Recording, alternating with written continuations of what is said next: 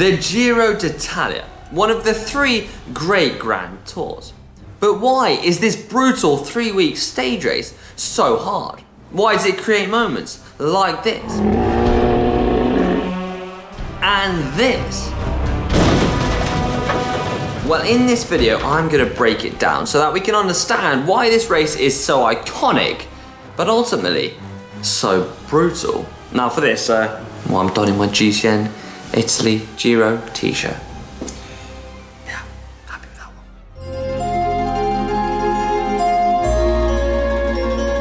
one. The Giro d'Italia was born in 1909, and similarly to the Tour de France, it was there to help promote a newspaper known as La Gazzetta dello Sport, which, well, literally translates into the sports newspaper.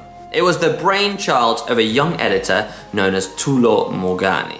Tullio was committed to making this happen, but was worried a rival newspaper would beat him to it, the Corriere della Sera. So in August 1908, it was announced that the Giro d'Italia was going to go ahead.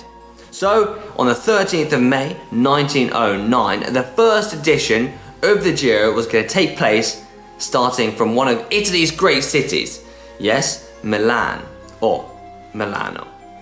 The first edition of the Giro d'Italia was 2,447 kilometers long.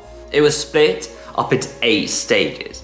Starting from Milan, it was then going to head to Bologna, through Chieti, Napoli, Rome, Florence, Genoa, Turin, and ending back in Milan. The average speed of this race was 28 kilometers long, and it was utterly brutal. And this really shows in the number of riders that signed up to the number of riders that finished.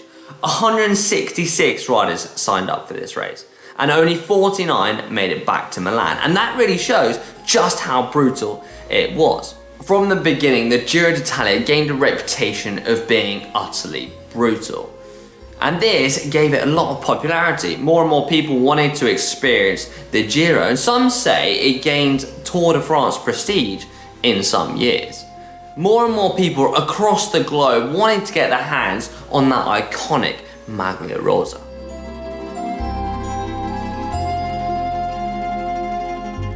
Now there is a good chance you would have heard of the Maglia Rosa, or at least seen iconic cycling images of a rider donning those iconic pink colours.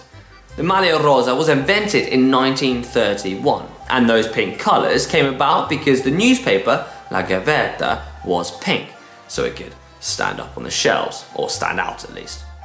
The Maglia Rosa is awarded to the leader of the race. The rider that completes the whole course or the whole route in the least amount of time will win the coveted Maglia Rosa, the general classification win.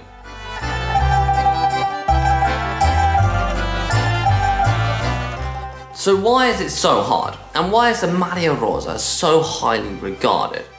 Well, if you look at a map of Italy, it's really hard to not notice the mountains. The Alps, a bigger and taller chain that divides the peninsula from its neighbours, France, Switzerland, Austria and Slovenia. These are not small mountains, with some of the highest mountains nearing 5,000 meters, like that famous climb, the Monte Bianco. Then there is the Apennine mountain range. It's not as tall, but it is for sure as long as the Alps and much wider, dividing the peninsula into 2 parts. These mountain ranges are a core part of Italy's landscapes.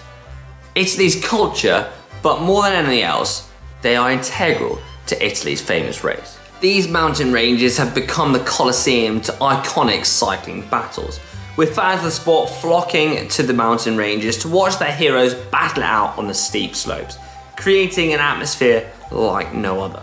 This is where the race is won and lost, where you can gain a lot of time, but on the other hand, you can lose a lot too. In recent years, the mountain stages has taken up over 1/3 of the entire Giro route. And the big, the most aggressive mountain stages, like the Queen stages, come at the end of the 3 weeks. And that is where the fight for the Maglia Rosa becomes incredibly fierce.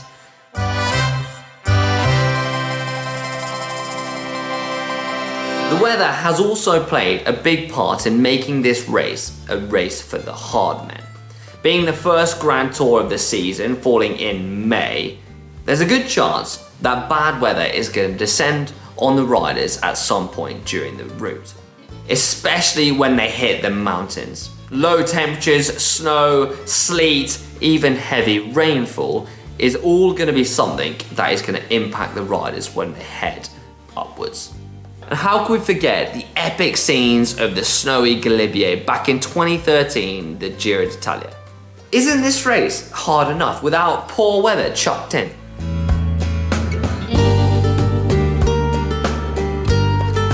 It's not just tough for the GC contenders. The Maglia Rosa, the red jersey, and later the Ciclamino was introduced in 1966. It was awarded to the sprinters and based on a point classification system that's completely separate to the Maglia Rosa.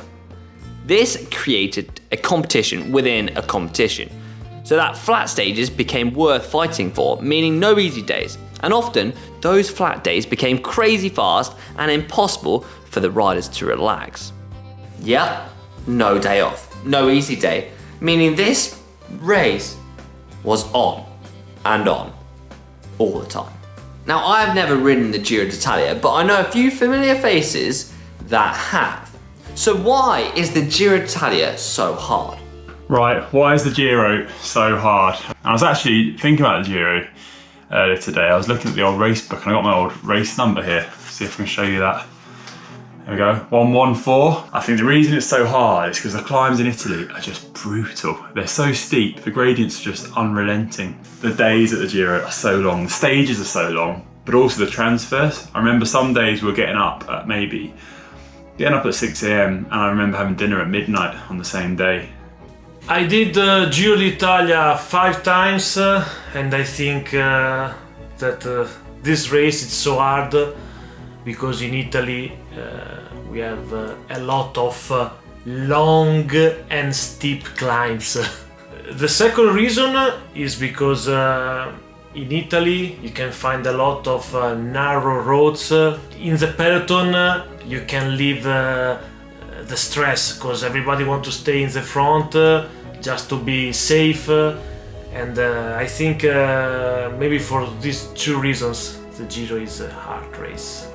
Why is the Giro so hard? I tell you, because at the end it is all a big mess. It is a big show, a big festival. Everybody's attacking each other and you never know what is coming up. The roads are not perfect and everybody's just only waiting for the last week going to the Dolomite. Monster stages, 250k long, 5 mountain passes, and that pretty much every day. That's the Giro. It is unpredictable, and that's what makes it so special and great. Why the Giro is so hard? Because always is really long stages and also really long and hard climbs. Second one, I think, is is the first Grand Tour of the year, and everyone is really motivated to try to do something good, something well. The Mancha Ciclamino is really important for all the riders. Is why they sprint in every line and every as a finish, try to take a point, and is why never we have a really rest. I think the Giro d'Italia is the hardest per course in the old Grand Tour. I think what specifically made the Giro d'Italia hard for me was the fact that everybody else in the race was a bit better, which always makes it harder to keep up. You'll all know that. But there were a few brutal stages in the first Giro I did in 2009. There were 3 that were in excess of 240 kilometres, so long days in the saddle. But another one that really stands out in my memory, it was only 237 kilometres on stage 16, but it was in the mountains, and it was kind of a bittersweet day. It was sweet because my teammate Carl Saturday won, share of the prize money, but bitter because he took 7 hours and 12 minutes to win it. I, of course, was quite a long way behind in the first of the gruppettos on the road, 40 minutes to be exact, so 7 hours and 50 minutes in the saddle for me. Believe it or not, there was a second gruppetto 10 minutes behind me. And to top it all off, we then had to ride down the mountain to get to our team buses, and then there was a 4-hour transfer to the next hotel. I remember it as being brutal. I've forgotten a lot of the pain, but some of it is still there. Not an easy race. So there you have it, the hardest Grand Tour in the cycling calendar.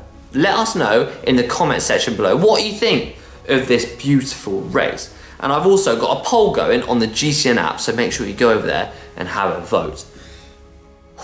what do we think about my Giro t-shirt? Italy. And I hope I got my pronunciation right, fingers crossed.